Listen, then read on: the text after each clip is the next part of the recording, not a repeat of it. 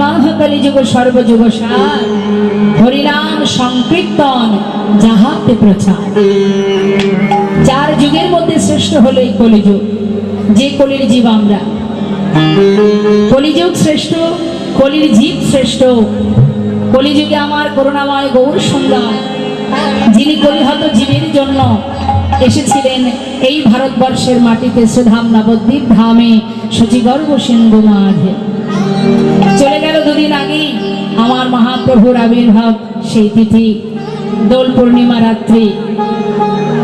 যে কারণে তিনি এসেছিলেন কলিহত জীবের উদ্ধারের জন্য। তিনি জানেন কলিজীবের আয়ু বেশি দিন নয়। এই অল্প সময়ের মধ্যে কলিহত জীব কি করে ভগবত কৃপা লাভ করবে। সন্তানের কোনো সমস্যা হলে সেই সমস্যা সমাধানের চিন্তা একমাত্র তার গুরুজনদেরই থাকে, মাতা পিতার থাকে, যে আমার সন্তানের এই বিপদ থেকে আমি কি করে উদ্ধার করব। তাহলে আমাদের পিতা করুণাময় গৌর সুন্দর 100 বছর পরমায়ু কলিহত জীবে, তাই জীবকে উদ্ধার করবার জন্য ভগবান বড় চিন্তিত। যুগে যুগে এসেছেন পাষণ্ডদের উদ্ধার বধ করতে, সাধুদের পরিত্রাণ করতে, দুষ্টদের নাশ করতে এসেছেন যুগে যুগে। কিন্তু অন্যান্য যুগে এসে যেভাবে দুষ্টদের নাশ করেছে, যেভাবে সাধুদের পরিত্রাণ করেছে, কলিযুগের ব্যাপারটা অন্যান্য যুগের থেকে পুরোটাই আলাদা। অন্যান্য যুগে ভগবান অস্ত্র হাতে ধরেছেন, অস্ত্র ধারণ করে দুষ্টদেরকে নাশ করেছেন, কিন্তু কলিযুগে মহাপ্রভুর হাতে তো কোনো অস্ত্র নেই মা। কিন্তু অন্যান্য যুগের চেয়ে কলিহত জীবের অপরাধের ভাগটাও বেশি, কলিযুগে পাষণ্ডের ভাগ বেশি। কিন্তু তথাপিও তিনি অস্ত্র ধরলেন না। তিনি কি বললেন? এবে অস্ত্র না ধরিব, প্রাণে কারণ না মারিব, হরি নামে প্রেমে জীবকে করিব উদ্ধার। তাই তো তার আশা, হরিনাম দিয়ে হাতে ধরে পায়ে ধরে ধরল গ্রহণ করো বলে, ধুলায় গড়াগড়ি দিয়ে সবাইকে উদ্ধার করবার জন্যই তার আশা। না হলে কোনো দরকার ছিল না তার। শাস্ত্রে বললেন পৃথিবীতে সব থেকে শ্রেষ্ঠ স্থান হলো বৃন্দাবন ধাম। পৃথিবীর মধ্যে শ্রেষ্ঠ ধাম হলো, শ্রেষ্ঠ স্থান হলো বৃন্দাবন। তাহলে বৃন্দাবন যদি শ্রেষ্ঠই হবে, বৃন্দাবন থেকে কেন গোবিন্দ নবদ্বীপে এলেন? বৃন্দাবন ছেড়ে নবদ্বীপে না এসে আবার কলিযুগে তো বৃন্দাবনেই তিনি আসতে পারতেন। ওই যে মা, জীবের দুর্দশা দেখে অদ্বৈত আচার্য প্রভু, যিনি ছিলেন চতুর্মুখ ব্রহ্মা, সেই অদ্বৈত প্রভু গঙ্গার জলে তুলসী দিয়ে পাষণ্ডকে উদ্ধারের জন্য, কলির জীবকে অন্ধকার থেকে আলোর পথ দেখাবার জন্য বারবার তাকে ডেকেছেন, একবার এসো প্রভু। কখনো কাতর সুরে, কখনো হুঙ্কার করে তাকে বারবার ডেকেছেন কলিজীবকে উদ্ধার করবার জন্য। ভক্ত যদি প্রকৃত ভগবানকে ডাকে, ভগবানের কি সাধ্য আছে দূরে থাকার? তাই তো তিনি এসেছেন। হরি বল। শাস্ত্রে বলেন কলিযুগে পাষণ্ড জীবকে উদ্ধার করবার জন্য তার আশা। কিন্তু সেই করুণাময় গৌর সুন্দর যেভাবে হরিনাম দিয়েছেন জীবের দ্বারে দ্বারে, শাস্ত্রে মুষ্ণ মহাজন যারা, তাঁরা পদাবলিতে শ্লোকে জানিয়ে দিলেন জীবকে, ধন্য কলিযুগ ধন্য। কেন না অবতীর্ণ আমার শ্রী চৈতন্য। আমরা কথায় কথায় কলির দোষ দিই, কলির প্রতি আমরা দোষারোপ করি, কলিকে দোষ দিই। কেন দিই? না আমরা কলির জীব, যে অপরাধী আমরা করি না কেন তাতে আমাদের কোনো দোষ হয় না। দোষ হয় গিয়ে কার? না কলির। দেখবেন অনেকেই বলে আরে কলিযুগ তো কলির ছেলে বলে আজকে এই অবস্থা। তার মানে কলির যত দোষ। যে মহাজন, যারা বৈষ্ণব মহাজন, যারা মহন্ত, তারা কি বলছেন? প্রণামঃ কলিযুগ। আমরা তাকে দোষ দিচ্ছি, মহাজন যারা তারা প্রণাম জানাচ্ছেন। কেন? বললেন দেখো তোমরা দোষ দিচ্ছ, এটা বাইরের জগৎকে, বহির জগৎকে দর্শন করে দোষ দিচ্ছ, কিন্তু তার যে একটা মহৎ গুণ আছে, হরি বল, সেই মহৎ গুণটা তোমরা কেউ দেখতে পাচ্ছ না। যদি ভজন না থাকে, যদি সাধন না থাকে, যদি ভক্তি না থাকে, তাহলে সেই গুণের সন্ধান তোমরা পাবে না। হরি বল। সেই মহৎ গুণটা কি? কলিযুগে হরিনাম সংকীর্তন যদি কেউ সার করতে পারে। ধন্য কলিযুগ ধন্য, অবতীর্ণ আমার শ্রী চৈতন্য। প্রণামাহ কলিযুগ সর্বযুগ সার, হরিনাম সংকীর্তন যাহাতে প্রচার। হরিনাম যদি কেউ সার করতে পারে, তার আর কোনো মন্ত্রতন্ত্রের দরকার হয় না, তার সাধন ভজনের দরকার নেই, তার কোনো তপস্যার দরকার নেই, কিচ্ছু করতে হবে না। তার প্রমাণ হরিদাস ঠাকুর। তিনি যাগযজ্ঞ করেননি, তিনি পূজা অর্চনাও করেননি, দিনে 3 লক্ষ নাম করতেন। ভগবানের যত ভক্ত আছে, গৌর হরির যত ভক্ত আছে, অন্তরঙ্গ নয় বহিরঙ্গ ভক্ত, এই বহিরঙ্গ ভক্তের মধ্যে শ্রেষ্ঠ ভক্ত হলো নামাচার্য শিলা ঠাকুর হরিদাস। তিনি নামের গুণেই প্রভুকে পেয়েছিলেন, তিনি নামের গুণেই গৌর কৃপা লাভ করেছিলেন, পরম ভক্ত হয়েছিলেন, সকল ভক্তের থেকে অন্যতম নামাচার্য, নামের যিনি আচার্য। হরিনাম যদি কেউ করতে পারে মা কলিযুগে, শাস্ত্রে বললেন দান ব্রত তপতীর্থ ক্ষেত্রাদিনাং ছাজা স্থিতা সত্যয় দেব মহাতং সর্বপাপ হর শোভা রাজস্ব অশ্বমেধানং জ্ঞানাধ্যাত্ম বস্তনা আকৃষ্ট হরিনাম স্তপিত শেষ নামেশু। অর্থাৎ জগতে কেউ যদি দান করে, দেখবেন অনেকে দান করে না, যারা দানবীর, একটু মনে করুন বস্ত্র দান করছে, বা কেউ রক্তদান করছে, বা কেউ অন্ন দান করছে। দান করলে কি হয়? দানের একটা পুণ্য অর্জন হয়। আপনি দান ধ্যান করবেন, তাতে ভগবানের একটা কৃপা আপনি পাবেন। তার মানে কি, আপনি কাউকে বস্ত্র দিচ্ছেন মানে আপনি কিন্তু গোবিন্দ কৃপা লাভ করছেন, পুণ্য অর্জন করছেন। আপনি ব্রত করছেন, তার একটা পুণ্য আছে। আপনি যাগযজ্ঞ করছেন, তার একটা ফল আছে। অর্থাৎ সৎ কাজ, শুভ কাজ, ভালো কাজ যদি করা হয়, কেউ শক্তি সাধনা করে, কেউ সৌর সাধনা করে, কেউ যাগযজ্ঞ করে, কেউ ব্রত করে, কেউ তীর্থে যায়, যে কাজটাই করুক না কেন তার একটা আলাদা আলাদা পুণ্য ফল আছে। কিন্তু শাস্ত্রে বললেন যদি কেউ হরিনামকে সার করে, হরিনামকে ভালোবাসতে পারে, হরিনামকে জপ করতে পারে, জগতে যত রকমের পুণ্য ফল আছে, শুভ কাজে ভালো কাজে সব রকমের পুণ্য ফল এক হরিনামেই লাভ করা যায়। তাই অর্থাৎ যদি তুমি ভালোবাসো, যে মেন, যে প্রধান, তাকে যদি ভালোবাসা যায়, সব কিছুকেই ভালোবাসা যায়। অর্থাৎ মনে করুন মা, এই মহতি হরিবাসরে যারা আছেন, কেউ হয়তো হাবড়াকে ভালোবাসেন, হাবড়া জায়গাটা ভালোবাসেন, বনগাঁকে ভালোবাসেন না। কেউ হয়তো মধ্যমগ্রামকে ভালোবাসেন, বা দেখা যাচ্ছে কেউ হয়তো অশোকনগর ভালোবাসে, মসলন্দপুর ভালোবাসে না, এরকম একটা ভাগ থাকে। কিন্তু যদি কেউ যদি গোটা পশ্চিমবঙ্গকে ভালোবাসে, তাহলে কিন্তু বাবা সবটুকু মানে সব কিছুকেই ভালোবাসা হয়ে যায়। তাহলে তাহলে তার মধ্যে তো সবই আছে, তাকে ভালোবাসা মানে সবই ভালোবাসার মধ্যে পড়ে যায়। তাই গৌর হরিকে যদি কেউ ভালোবাসে, তাহলে হরিনামকে যদি কেউ ভালোবাসে, আর কোনো মন্ত্র জপ করতে হয় না। বিষ্ণু মহাজন বললেন জগতে সমস্ত দেবদেবীর যে ভালোবাসা, যে দেবদেবীকে পূজা করতে গেলে যে শ্লোক, যে স্তব আমরা করি, সেগুলোকে বলা হয় শুধুমাত্র মন্ত্র, আর হরিনামকে বলা হয় মহামন্ত্র। তাই মহামন্ত্র জপ করলে কি হয়, আমরা ছোট্ট করে একটু ভজনের মধ্যে দিয়ে শুনবো কি বলছি।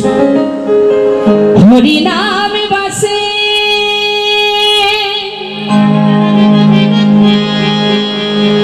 যে ভজনটি আমরা গাইছি, এটি হলো রামভক্ত তুলসীদাসের ভজন। হরিনাম বাসে, হরিনাম বাসে, जिनके हृदय हरि नाम बसे, जिनके हृदय हरि नाम बसे, जिनके हृदय हरि नाम बसे, जिनके हृदय हरि नाम बसे, तिन यार का नाम लिया ना लिया, तिन यार जिनके हृदय हरि नाम बसे जिनके हृदय हरि नाम बसे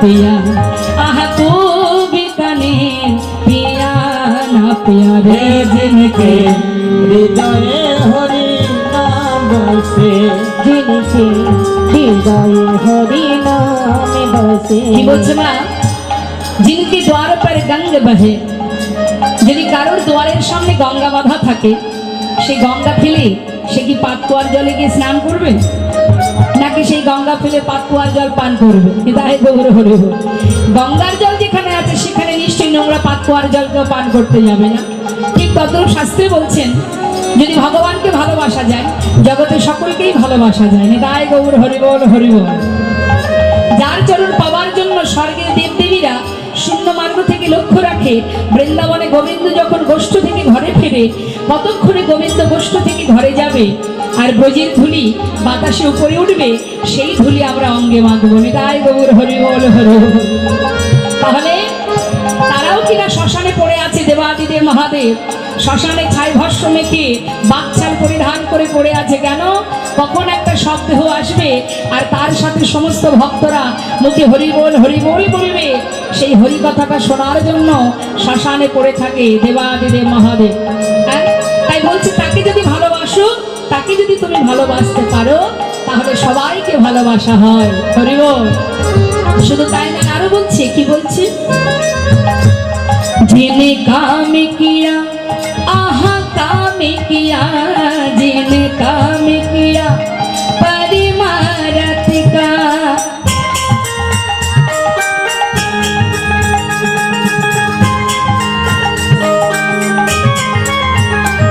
जिने काम किया परिमारत का तेने हाथों से दान दिया ना दिया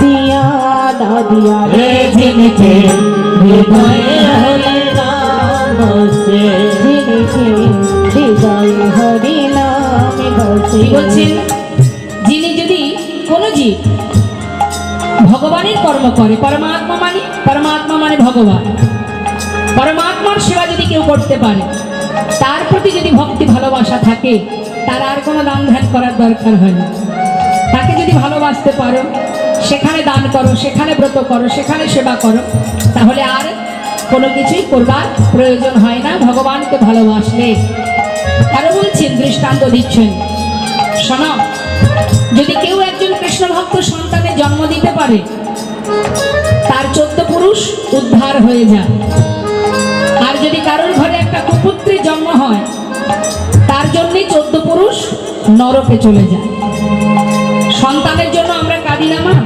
হ্যাঁ সন্তানের জন্য কাঁদি আমার সন্তান হলেও কাঁদি না দেখুন একবার যান বৃদ্ধাশ্রমে গিয়ে দেখুন তার তো সন্তান আছে এক বলতে 5 পুত্রও আছে কিন্তু সেই মাও কাঁদছে তাহলে তার জন্য কেঁদে লাভ নেই যার জন্য না কাঁদলেও সে তোমার কথা ভাবে তুমি কাঁদলে তার জন্য কাঁদবে তাই গৌর হরি বল তাই বলছি কি শুনুন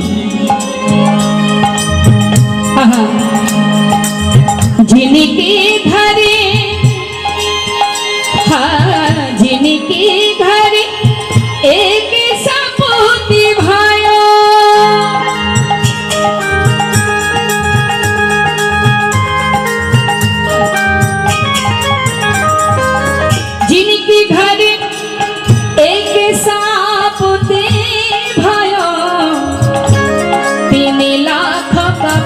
কাপত ভায়া না ভায়া তিহারা কাপত ভায়া না ভায়া রে जिनके हृदय हरि नाम बसे जिनके हृदय हरि नाम बसे কি বলছেন মা? জিনকে ঘরে এক সপুতি ভাই, পুত মানে সন্তান, সে ছেলে মেয়ে যেই হোক, একটা কৃষ্ণ ভক্ত জন্ম নিলে লাখো সন্তানের দরকার হয় না। কৃষ্ণ ভক্ত সন্তান যদি কোনো মা কোনো মাতা পিতা গর্ভে ধারণ করতে পারে, জন্ম দিতে পারে। শুধু তাই নয়, আরো বললেন, কি বললেন শুনে না, যিনি মাতা পিতা কি সেবা করে,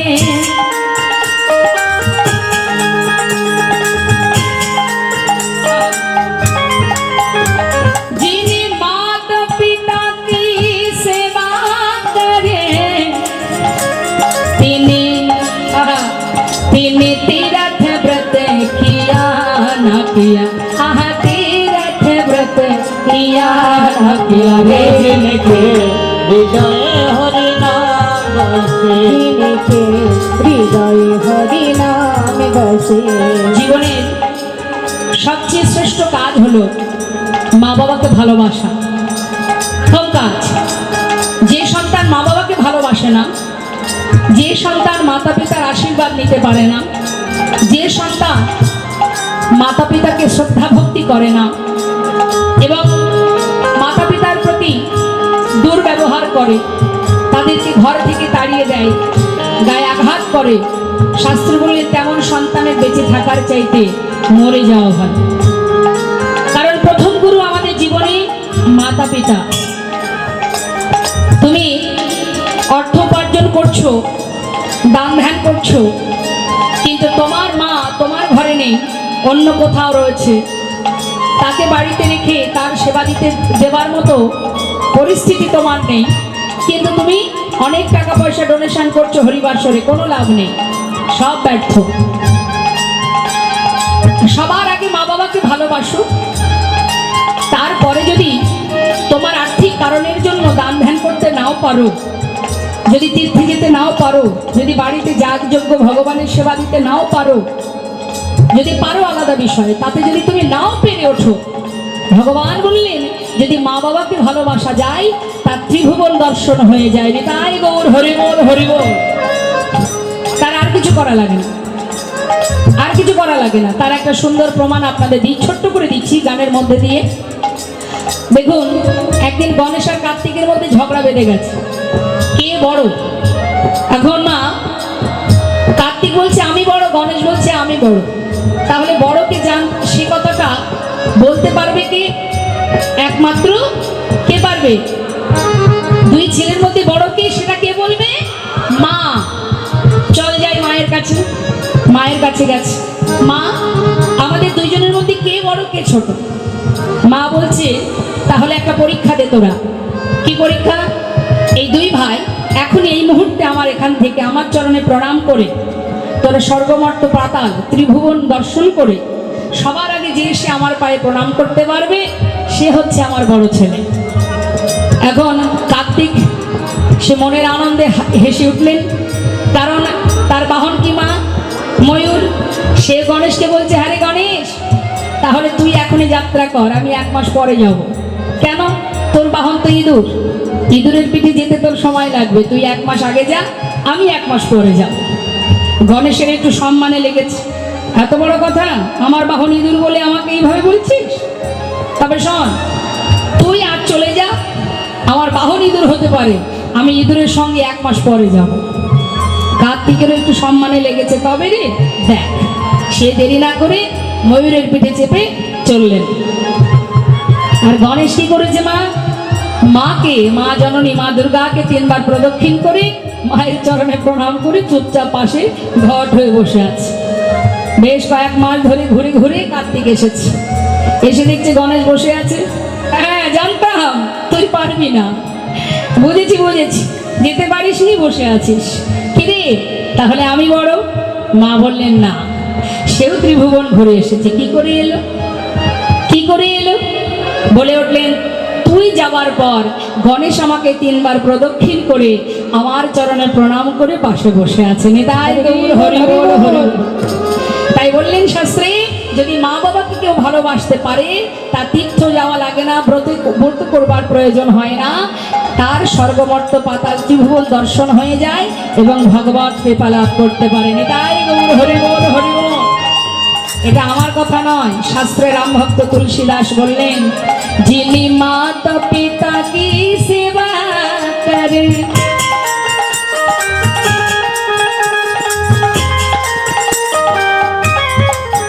যিনি মাতা পিতা কি সেবা করে, তিনি तीर्थ व्रत किया न किया, तीर्थ व्रत किया न किया। जिनके हृदय हरि नाम बसे, जिनके हृदय हरि नाम बसे, जिनकी गौर पर गंग बहे, तिनी को बीकानेर पिया न पिया, जिने काम किया परमार्थ का, तिनी हाथों से दान दिया न दिया। जिनकी घर एक सपूत भाया, तिनी लाखों का पूत भाया न भाया, जिन्हें माता पिता की सेवा करे, तिनी तीर्थ व्रत किया न किया। तुलसीदास बिचारी कहे, तुलसीदास बिचारी कहे, तुलसीदास बिचारी कहे, तेरा देखो कने किया न किया। जिनके हृदय हरि नाम बसे, जिनके हृदय हरि नाम बसे, जिनके हृदय हरि नाम बसे, जिनके हृदय हरि नाम बसे, जिनके हृदय हरि। নিতাই গৌর হরি বল হরি বল হরি বল। আজ বৈষ্ণব মহাজন বললেন, শোনো শোনো, এই ত্রিজগতে কোনো জীব যদি হরিনামকে সার করতে পারে, নাম ছাড়া কলিজীবীর নাহি আর ধর্ম, সর্বধর্ম সার নামে শাস্ত্র মর্ম। হরিনামকে সার করো, হরের নাম হরের নাম হরের নামই কেবলম কল নাস্তেব নাস্তেব গতির অন্যথা। আজ বৈষ্ণব মহাজন বললেন, শোনো শোনো, করুণাময় গৌর সুন্দর তিনি জগৎজীবকে বললেন, কি বললেন, এ তৃণ ভুবনে আনন্দে ভরিল, ভুবনে আনন্দে ভরিল, তিন ভুবনে আনন্দে ভরিল, উঠিল মঙ্গল তিন ভুবনে আনন্দে ভরিল, উঠিল মঙ্গল। কহে প্রেমানন্দে এমন গৌরাঙ্গে, কহে প্রেমানন্দে মন গৌরাঙ্গে, কহে প্রেমানন্দে মন গৌরাঙ্গে, রতিন জনমিল মহা, কহে প্রেমানন্দে মন গৌরাঙ্গে, রতিন জনমিল মগরতি মতি হল না গো, রতিমতি হলো না এমন দয়াল গৌর অবতারে রতি মতি হল না গো। এমন দয়াল গৌর অবতার, ভবে আসা যাওয়া সার হলো, দয়াল হৃদয় গৌর হরি বল হরি বল। সার হলো, দয়াল গৌর অবতারে সার হলো, রতিমতি হলো না কহে প্রেমানন্দে এমন গৌরাঙ্গে, রতিন জন্মিল কহে প্রেমানন্দে। এমন গৌরাঙ্গে, রতিন জন্মিল। মহাজনের পদাবলী দিয়ে আমরা গৌরচন্দ্রিকা ছোট্ট করে আস্বাদন করলাম। এবার আমরা চলে যাব একটু বৃন্দাবনে। যদি বলেন কেন, আস্বাদন করব নবদ্বীপ লীলা, গৌরহরির সঙ্গে হরিদাস ঠাকুরের মিলন। কিন্তু আমরা বৃন্দাবনে কেন যাচ্ছি মা? হরিদাসের কাহিনী একটু জানতে চাই। এই হরিদাস ছিল দ্বাপর যুগে চতুর্মুখ ব্রহ্মা। এই চতুর্মুখ ব্রহ্মা, হরে কৃষ্ণ, চতুর্মুখ ব্রহ্মা যার 4টে বদন, তাই তো? 4টে বদনে, এক এক বদনে 3টি করে নয়ন, তাহলে 4টে বদনে কটা নয়ন হয়? ঠিক বলছো তো? তাহলে 3 এ 4 12টা নয়ন। তাহলে 12টি নয়ন দিয়ে সে ভগবানকে চিনতে পারেনি। তাই গৌর হরি বল। তাহলে একবার ভাবুন মা, যার নাভিকমল থেকে ব্রহ্মার সৃষ্টি, ভগবানের নাভিকমল থেকে ব্রহ্মার সৃষ্টি, যার 12টি নয়ন, সেই 12টি নয়ন দিয়ে ভগবানকে চিনতে পারেনি। আর আমরা যদি বলি যে আমরা ভক্ত, আমরা ভগবানকে ভালোবাসি, আমরা এটা জানি ওটা জানি সেটা জানি, বলি না আমরা? একটু যদি ভালোবাসি তার 10 গুণ আমাদের ভিতরে অহংকার জন্মে যায়। শুধু কি অহংকার? অহংকার তো আছেই, সেই সঙ্গে আবার কার কোনটা ভুল হলো, কার কোনটা দোষ হলো, একে অপরের খুঁত ধরতে শুরু করে দিই। জানি এইটুকু, কিন্তু খুঁত ধরি অনেক কিছু। এটাই আমাদের সমস্যা। আমরা একটুখানি জানতে না জানতেই মনে করি আমরা সব জানি। আসতে তাহলে দেখুন, ভগবান সব কিছু সইতে পারে মা, অহংকার সইতে পারে না, আর চোখের জল সইতে পারে না। কেউ যদি অহংকার করে না, অহংকার তিনি সহ্য করতে পারেন না। আর আমরা প্রতিটা মুহূর্ত সেটাই করে থাকি। শুধু অহংকার নয়, সেই সঙ্গে হিংসাও করি।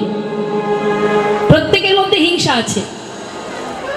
কারোর যদি উন্নতি হয়েছে তাহলে আমার সহ্য হবে না, কারোর ভালো হলে আমার সহ্য হবে না। কি করে ওর ক্ষতি করব, কিভাবে ওর সর্বনাশ হবে, এই নিয়ে আমাদের চিন্তা, তাই তো? তা হিংসা যদি থাকে, এখানে যদি হিংসা থাকে বাবা, সেখানে কি ভক্তি থাকবে? যেখানে হিংসা থাকে সেখানে ভক্তি থাকে না, ভগবান থাকে না। তার প্রমাণ দিয়ে গেছেন ভগবান মহাভারতে। যেখানে হিংসা ছিল দুর্যোধন, যার হিংসা ছিল সেখানে কিন্তু গোবিন্দের সহায় ছিল না। হরিবল হরিবল। গোবিন্দের সাপোর্ট ছিল না। গোবিন্দ সর্বদাই দুর্যোধন থেকে দূরে থাকতেন। কিন্তু সারা জীবন সাপোর্ট করেছে, সারা জীবন পাশে থেকেছে কার? পঞ্চপাণ্ডব। নেতাই গৌর হরি বল। একবার ভেবে দেখুন পঞ্চপাণ্ডবের কথা। পঞ্চপাণ্ডবের যিনি স্ত্রী, যে সহধর্মিনী, একবার তার কথা ভাবুন। 5 জন স্বামী, তথাপিও তাকে ওই রাজসভার মধ্যে কিভাবে তাকে হেনস্থা হতে হয়, কিভাবে লজ্জিত হতে হয় ভাবুন। প্রতিটা মুহূর্ত কতখানি যন্ত্রণা সয়েছে এই পঞ্চপাণ্ডব। তথাপিও কিন্তু মা গোবিন্দ ছাড়া আর কিছু বোঝেনি। যত কষ্টই হোক না কেন, তুমি যদি সঙ্গে থাকো সখা, আমাদের কাছে আর কষ্টটা কষ্ট নয়।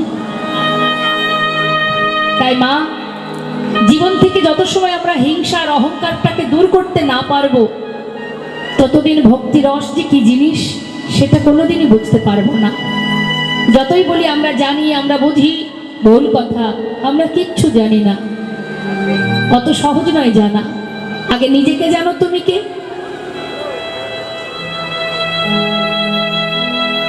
তারপরে তুমি ভগবানকে জানবে। চলুন যাই আমরা সেই চতুর্মুখ ব্রহ্মা কি করেছিল, কি ছিল তার অপরাধ, সেটা জানবার জন্য আমাদের একটু বৃন্দাবনে যেতে হবে। বৃন্দাবনে গিয়ে আমরা জানবো। দেখুন বাবা, হরিদাস ঠাকুরের জন্ম বৃত্তান্ত নিয়ে এক একজনের এক এক রকম মতভেদ আছে। কেউ বলে ব্রাহ্মণ কুলে জন্ম, কেউ বলে মুসলমান কুলে জন্ম। কিন্তু দেখুন, আমি কোনো তর্ক বিতর্কে যাব না। আমাদের হিন্দু সমাজের শ্রেষ্ঠ গ্রন্থ চৈতন্য ভগবত, চৈতন্য চৈতামৃত। তাই সেখান থেকে যেটা আমরা পেয়েছি, চৈতন্য ভাগবত বৃন্দাবন দাস ঠাকুর কলম দিয়েছেন। তিনি কি বলেছেন? জাতি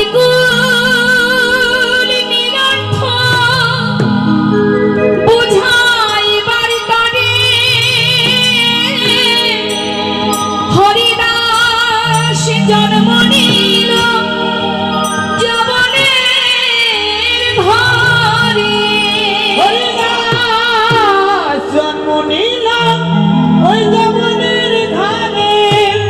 কি বলেন কথাটা? জাতি কুল নিরর্থ। জাত কুল এর কোনো অর্থ নেই। জাত মান, এই যে আমাদের মধ্যে ভেদাভেদ, উঁচু জাতি নিচু জাতি, এটা কিন্তু ভগবান করে যাননি, আমরা করেছি জাতের ভেদাভেদ। তা জাতিকুল নিরর্থক বুঝাইবার তরে জাতির বিচার করে লাভ নেই। ভগবানের ভক্ত যারা, তারা যেখানে যে কুলে যেভাবেই জন্ম নিক না কেন, শাস্ত্রে বললেন ভগবানকে যদি কেউ ভালোবাসে তার সেই কুল, সেটা উচ্চ কুল, সেটা পূজ্য কুল। নিতাই গৌর হরিবোল। যেমন কপিকুলে বীর হনুমান, পক্ষীকুলে গরুর, যারা ভগবানকে ভালোবাসেন। পদ্মফুল কোথায় ফোটে বাবা? আমার পদ্মফুল কোথায় ফোটে? পাকে। গোলাপ কোথায় ফোটে? সুন্দর বাগানে ফোটে, তাই না? আচ্ছা বলুন, রাধা গোবিন্দের যুগল চরণে কোন ফুল স্থান পেয়েছে? পদ্মফুল। নিতাই গৌর হরিবোল।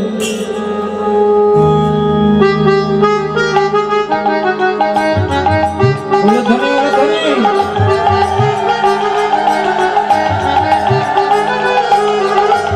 শ্রীনিতাই গৌর প্রেমানন্দে, হরি হরি বল, হরি বল।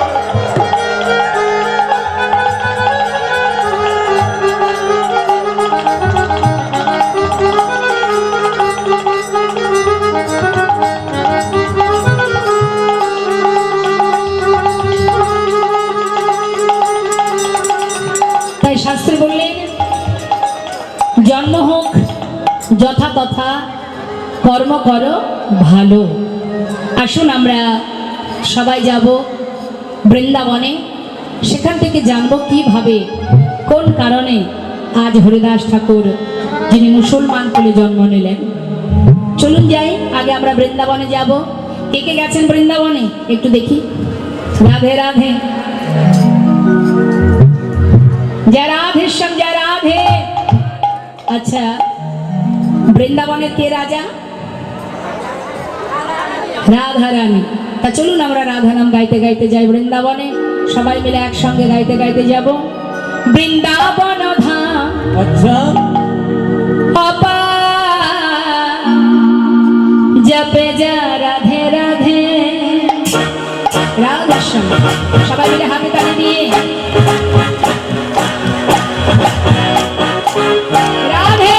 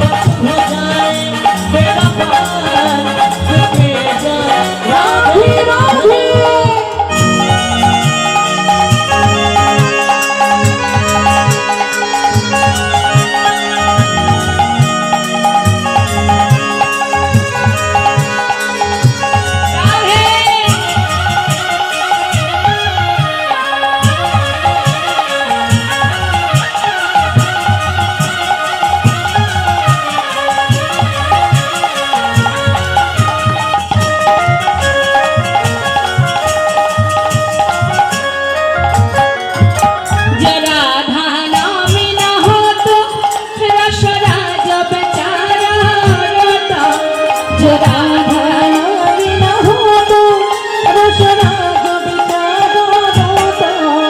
কি বলছেন কথাটা?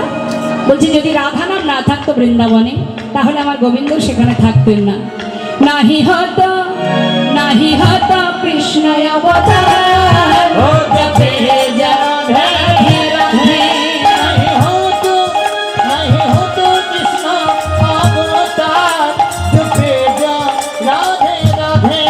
বৃন্দাবন ধাম অপার জপে যা রাধে রাধে। রাধা রানী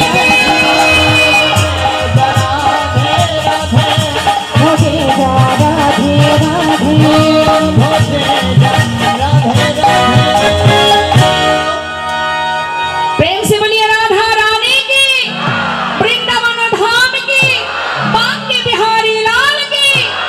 राधे राधे राधे संजय राधे। श्रीधाम वृंदावन भगवान कृष्ण আমার শাখাগণকে সঙ্গে করে নিয়ে বনমাঝে নানাবিধ খেলায় রত, খেলা করছেন, বিনোদ খেলায় রত হয়ে আছে মা। কিন্তু এখন কেউ আসবেন না, লীলা চলাকালীন কেউ আসরে আসবেন না। কারোর যদি কিছু দেওয়ার মানসিকতা থেকে থাকে লীলার শেষে দেবেন, আমি নেব, কিন্তু লীলার মধ্যে কেউ আসবেন না। তো ভগবান কৃষ্ণ বনমাঝি গিয়ে খেলা করছেন, শাখাগণকে সাথে করে নিয়ে নিতাই গৌর হরিব আসতে কথা নয়। আমরা দেখছি গোবিন্দ লীলার ছলে খেলা করছে কোথায়? বৃন্দাবনে। কিন্তু প্রকৃত খেলা করছেন আমাদের মতো জীবকে নিয়ে, নিরজনে বসে আপন মনে। যে গানটি গেয়েছিলেন কাজী নজরুল ইসলাম, খেলিছই বিশ্বলয়ে বিরাট শিশু আনমনে। নিরজনে বসে বসে তুমি খেলছো, ধরা ছোঁয়ার বাইরে, তোমার নাগাল পায় এমন ক্ষমতা জগৎ কার আছে? তামাগো আজ গোবিন্দ খেলছেন বৃন্দাবনে সখাগণকে সাথে করে নিয়ে, যখন খেলা করছেন ঠিক সেই সময় আস্তে কথা নয়, দেবর্ষী নারদ তিনি ভগবানের সেই খেলা দর্শন করে ছুটতে ছুটতে যাচ্ছে তার পিতার কাছে। আস্তে কথা বলবেন না। দেবর্ষী নারদের পিতাকে চতুর্মুখ ব্রহ্মা। ব্রহ্মার কাছে গিয়ে ডাকছে, পিতা পিতা, জানো পিতা, আজ আমি স্বয়ং ভগবানকে দেখে এলাম। চতুর্মুখ ব্রহ্মা বলে উঠলেন, ভগবান? কোথায় ভগবান? কোথায় দেখেছ ভগবানকে? পিতা আমি দেখে এলাম, আমি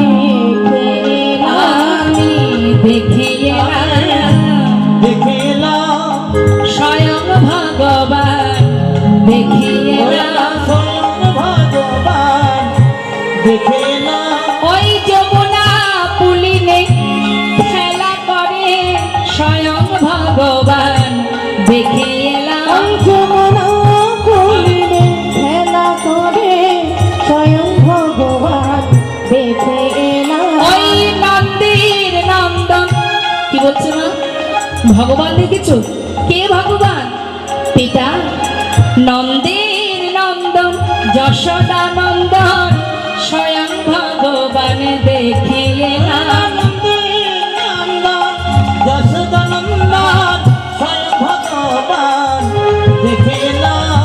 বন্ধ করো, বন্ধ করো। আর কাউকে ভগবান পেলে না? নন্দের নন্দন, যশোদা নন্দন, ওই কেনে ছোড়া, হ্যাঁ, মাঠে মাঠে ধেনু চড়ায়, সে তোমার কাছে ভগবান মনে হলো? নিশ্চয় মাথা খারাপ হয়ে গেছে। পিতা বিশ্বাস না হয় তুমি একবার নিজে গিয়ে দেখে এসো। বেশি দেরি না করে সঙ্গে সঙ্গে ব্রহ্মা চললেন যমুনা পুলিনে। শূন্য মার্গ থেকে যমুনা পুলিনে লক্ষ্য দিলেন। কি দেখলেন? ছোট ছোট বালকদের নিয়ে গোবিন্দ খেলা করছেন বালক রূপে। চতুর্মুখ ব্রহ্মা মনে মনে ভাবলেন, হে কেমন ভগবান! যে ভগবান হয় সে তো কখনো কারো রেটো খায় না। যে ভগবান হয় সে কি মাঠে মাঠে ধেনু চড়ায়? যে ভগবান হয় সে কি গায়ে ধুলা মাখে? এ আবার কেমন ভগবান? ভগবান যদি কেউ বলে থাকে তাহলে আমাকে বলবে, আমি সৃষ্টিকর্তা ব্রহ্মা, আমি ভগবান। যদি কেউ বলে দুঃখ নেই, দেবাদিদেব মহাদেব তাকে ভগবান বলবে। এইটুকু দুধের শিশু মাঠে মাঠে ঘুরে বেড়ায়, ধেনু চড়ায়, একে অপরের এঁটো সেবা করে, এ কি করে ভগবান হবে? আত্ম অহংকারে বশীভূত হলেন মা। নিজে ব্রহ্মাত্মের অহংকারে নিজের পিতাকেই চিনতে পারছে না। নিতাই গৌর হরি বল। সন্তান যদি নিজের ঠিকানা ভুলে যায়, তার জীবনটা কিভাবে পথে পথে কাটে? আজ হরিদাস ঠাকুর মানে এই ব্রহ্মা, ভগবানের নাভি কমল থেকে সৃষ্টি, সেই ব্রহ্মা নিজের পিতাকে চিনতে পারছে না ব্রহ্মত্বের অহংকারে। তাই ব্রহ্মা মনে মনে চিন্তা করলেন, তুমি কেমন ভগবান, তুমি কেমন সৃষ্টিকর্তা, আজ আমি তোমায় পরীক্ষা করে দেখব। পরীক্ষা কাকে করছে? সন্তান হয়ে পরীক্ষা করছে পিতাকে।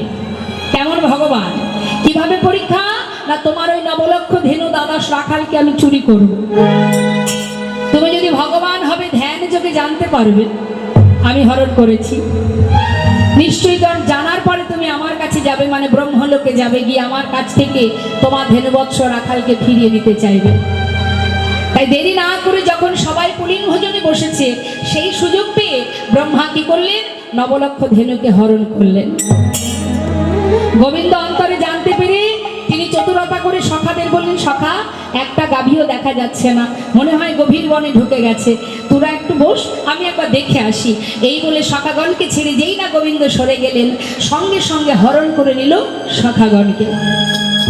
ভগবান মনে মনে বললেন, ব্রহ্মা আজ যখন তুমি আত্ম অহংকারে বশীভূত হয়েছ, আমিও দেখতে চাই তুমি কতবার হরণ করতে পারো আর আমি কতবার সৃষ্টি করতে পারি। দেরি না করে ভগবান কি করলেন?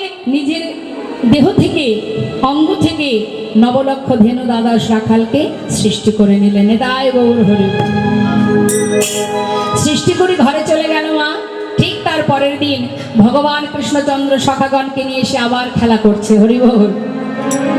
আর যখনই খেলা করছে, এদিকে ব্রহ্মা মনে মনে চিন্তা করছে, আজ আমি দেখব তুমি কেমন ভগবান, তুমি কাদের নিয়ে খেলা করো। ঠিক তার পরের দিন ব্রহ্মা সেও শূন্য মার্গ থেকে লক্ষ্য করছে ভগবানকে। আর এদিকে ভগবানের খেলা দর্শন করে একজন মুসলমান ভক্ত, যার নাম বলবো আমরা পদের মধ্যে দিয়ে, সেই ভক্ত পদাবলী লিখছেন। জাতিতে সে মুসলমান, কিন্তু লিখছেন ভগবানের লীলা দর্শন করে, পদাবলী লিখছেন। আর নাভি কমল থেকে সৃষ্টি ব্রহ্মার এমনই মতিভ্রম হলো তার, যে আজ নিজের পিতাকে সে চিনতে পারছে না। কি করছে মা? আজ সেই ভক্ত কত সুন্দর পদ লিখছে। কি লিখছে? আমরা ছোট্ট করে কয়েক লাইন শ্রবণ করব। কি বলছে? আহা খেলা তো খেলা তো খেলা তো খেলা তো খেলা তো খেলা তো, আহা খেলা তো খেলা তো খেলা তো, খেলো তো খেলো তো খেলো তো, খেলা তোরা সুন্দর শ্যাম, খেলা তোরা সুন্দর শ্যাম, খেলা তোরা সুন্দর শ্যাম, খেলো তো না সুন্দর মোহন মূরতি মধুর ধারা, মোহন মূরতি মধুর ধারা, রাম রাম রাম রাম রাম কলা, রাম রাম রাম রাম। খেলছেন কাদের নিয়ে? মহাজন বললেন কাদের নিয়ে খেলছে জানো? শোনো শোনো। আহা প্রিয় শ্রীদাম সুদাম মেলি, প্রিয় শ্রীদাম সুদাম মেলি, আস্তে। কাদের নিয়ে খেলা করছে? সখাগণ। তা গোবিন্দের সখা শ্রীরাম সুদাম। আচ্ছা শুধু কি শ্রীরাম সুদাম সখা বাবা? আরো তো সখা আছে। সুদামা, কৃষ্ণের প্রিয় সখা সুদামা, অর্জুন, তারাও তো সখা। কিন্তু তাদের নিয়ে কিন্তু খেলা করছে না মা। বনে যাদেরকে নিয়ে খেলা করছে তাদের নামগুলো উল্লেখ করে দিলেন। কি বলছে? প্রিয় শ্রীদাম সুদাম মেলি, প্রিয় শ্রীদাম সুদাম মেলি,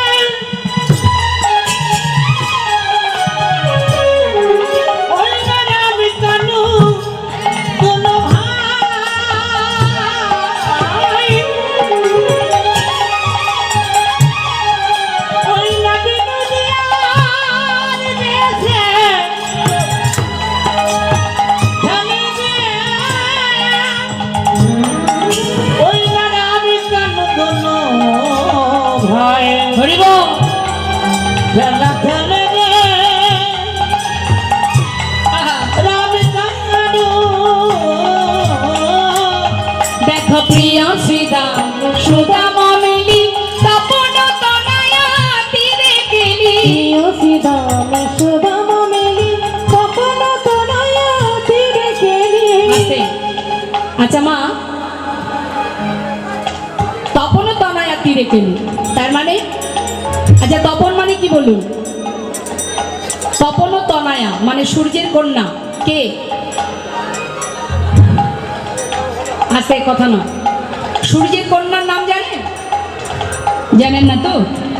আচ্ছা, সূর্যের পুত্রের নাম জানেন? দুটো পুত্র আছে যার নাম শুনলে সবাই ভয় পায়। সূর্যের দুই পুত্র, মানে দুই পুত্রের নাম শুনলে ভয় পায়। সে হচ্ছে এক হলো যমরাজ আর এক হলো গ্রহরাজ। যমের ভয় কে না পায়, আবার গ্রহের ভয় সবাই পায়, পায় না? শনিবার আসলে দেখবেন ধূপ প্রদীপ বাতাসা নিয়ে লাইন দিয়ে রাস্তায় দাঁড়িয়ে থাকে শনি ঠাকুরের পূজা দেওয়ার জন্য। ইনি হচ্ছেন গ্রহরাজ, সূর্যপুত্র। আর তার কন্যা কে? সূর্যের কন্যা একটা ভাইফোঁটা দেন তো আপনারা, দেন। এইবার মনে পড়ে গেছে। হ্যাঁ, ভাইয়ের কপালে দিলাম ফোঁটা, জমের দুয়ারে পড়লো কাটা, যমুনা দেয় জমকে ফোঁটা, আমি দিই আমার ভাইকে ফোঁটা। তাহলে জমের বোনকে যমুনা নিতাই গৌর হরিবল হরিবল। তাহলে খেলছি কোথায় গোবিন্দ? প্রিয় শ্রীদামে সুদাম মেলি, শ্রীরাম সুদাম মেলি, তপন তনয়া তীরে গেলি। শ্রীরাম সুদাম মেলি, তপন তনয়া তীরে গেলি। ধবলি শ্যামলি, আহা ধবলি শ্যামলি, আওরি আওরি আমলি শ্যামলি, আমলি আমলি, ধোকার চলত কানরি, হরে রাম রাম রাম রাম। খলে খলে রাম রাম রাম রাম রাম রাম রাম কানাই। আগম নিগম বেদশা, আগমনি গম বেদ লীলাই করত গোঠ বিহার। আগমনি গম বেদ লীলাই করত গোঠ বিহার। নাসির মামুদ কে? পদকর্তা কে? নাসির মামুদ করত হি আস, নাসির মামুদ করত হি আস, নাসির মামুদ করত হি আস। নাসির মামুদ করত হি আস। শরণ শরণ দানরি, হরে রাম রাম রাম রাম, হরি বল হরি বল, রায় মোর হরি বল।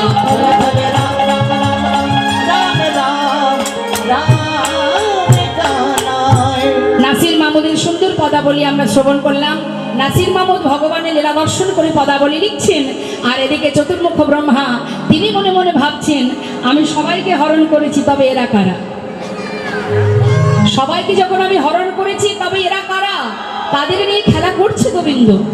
হ্যাঁ, মনে মনে ভাবছি, কিন্তু কিছুতেই বুঝে উঠতে পারছে না মা। যখন বুঝতে পারছে না তখন তিনি কি করলেন? দিব্য দৃষ্টি দিলেন।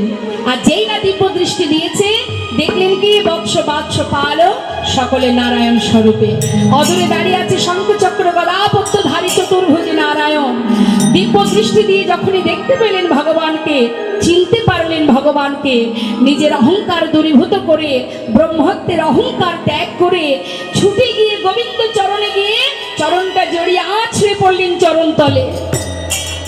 চরণ দুটি জড়িয়ে ধরে কাঁদতে শুরু করলেন, ক্ষমা করো, আমি চিনতে পারিনি প্রভু তোমায়।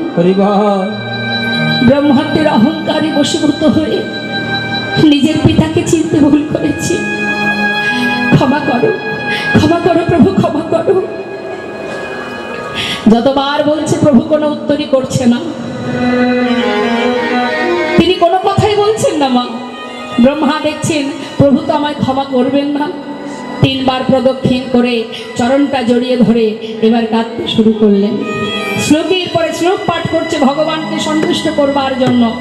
একটার পর একটা শ্লোক, 64টি শ্লোক পাঠ করেছিলেন। তার মধ্যে সেই শ্লোকটি আপনাদের একটু শোনাবো। ঈশ্বর পরম কৃষ্ণ সচ্চিদানন্দ বিগ্রহ অনাদি আদি গোবিন্দ সর্বকারণের কারণ, সর্বকারণের কারণ স্বয়ং ভগবান কৃষ্ণ, কৃষ্ণ সর্বস্ব পরম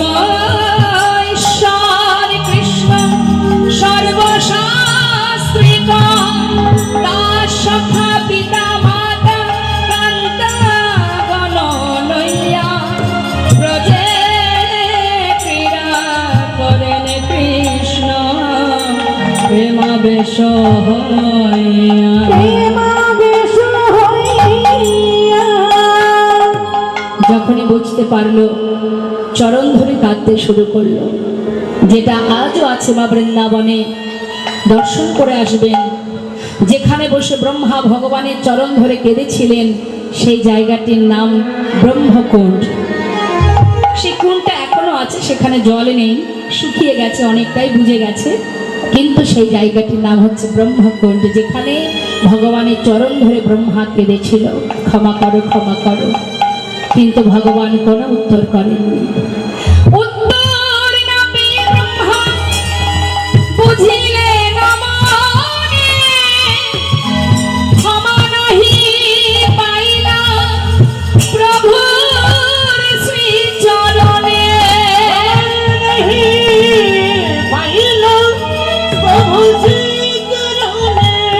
কোনো ক্ষমা পাচ্ছে না, ভগবান কোনো সাজাই তাকে দেয়নি বাবা। ব্রহ্মা নিজের সাজা নিজেই চেয়ে নিয়েছিলেন। যখন দেখছে প্রভু তো কোনো সাজাও দিচ্ছে না, চরণ ধরে কাঁদছে আর বলছে, দয়াময়, জগতের কেউ যদি কোনো অপরাধ করে তার সাজা হয়, সাজার পরে তার ক্ষমা হয়। তুমি আমায় সাজা দাও, যদি তুমি সাজা নাই দেবে